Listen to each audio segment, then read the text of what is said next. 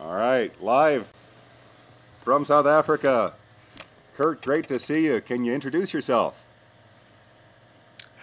Sure, Ron. I'm Kurt Ackermann, and I'm based in Cape Town, South Africa, and I do a fair amount of work in tourism development, particularly around responsible tourism.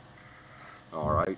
Can you help us put some of these issues into context and in the South African context?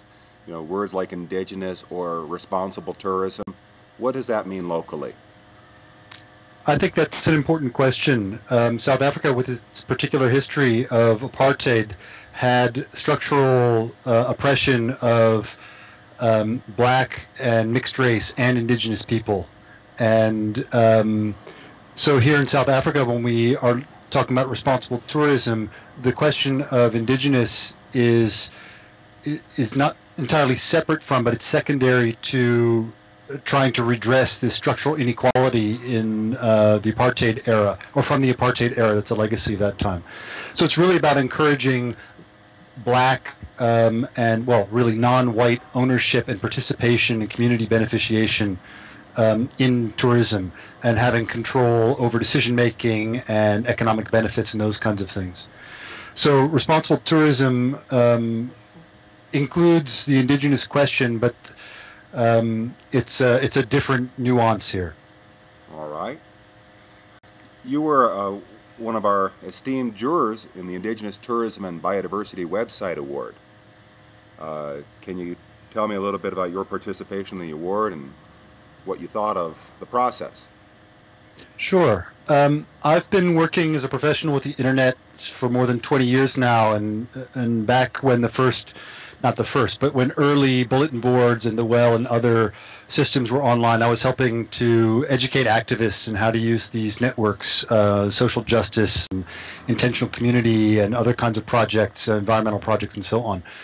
And so I've watched with really great pleasure to see how these technologies have come together and have been used more and more widely.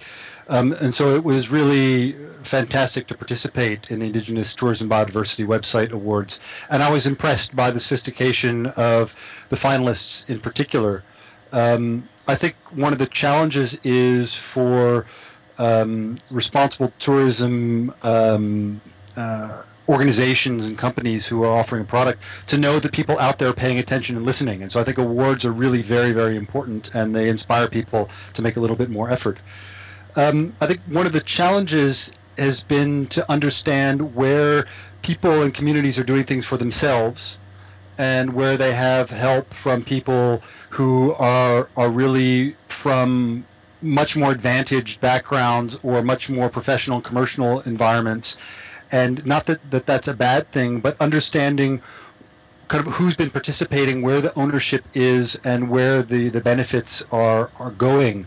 And it's hard to look at websites and how social media are being used and see that, because everyone or anyone can have a very professional looking and slick website, and you have to take what they say on face value. So that for me was one of the real challenges, is getting a sense of how long have these kinds of things been done, how genuine and enthusiastic is the commitment, and really who's driving these sorts of things. Because it's, as you know, it's not the sort of thing that you can just do. You do it for a week, you win an award, and it goes away. It's the kind of change of engagement with customers and stakeholders around the world that changes how you communicate with people, how you engage with them, and how you do business. So for me, that was one of the real challenges, is trying to see where that kind of change is starting to take place in a more fundamental way. And I was happy to see that was quite often the case in most of the finalists. Beautiful. Anything else you'd like to add? One of the things that I enjoyed is seeing the breadth and diversity of kind of indigenous tourism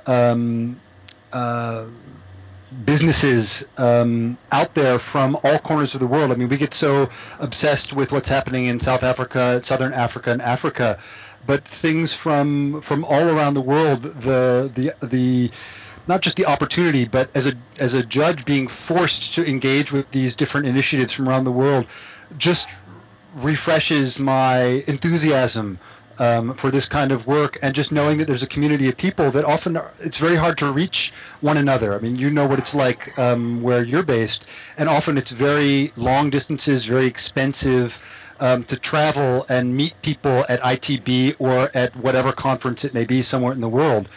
So with the YouTube, as we're doing right now, but also through these kinds of awards, to reconnect with that community is fantastic, and I would love to have more opportunities to do that. I know we've got RT Week 2010 coming up here, and I'm looking forward to participating in that.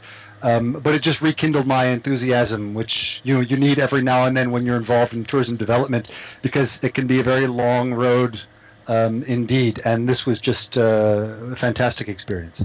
Well, thank you very much, and I have to say it's been always inspiring to see your work and the issues to which you pay attention. So, again, many thanks. It's been a great collaborative experience with you. Thanks, Ron. Appreciate that.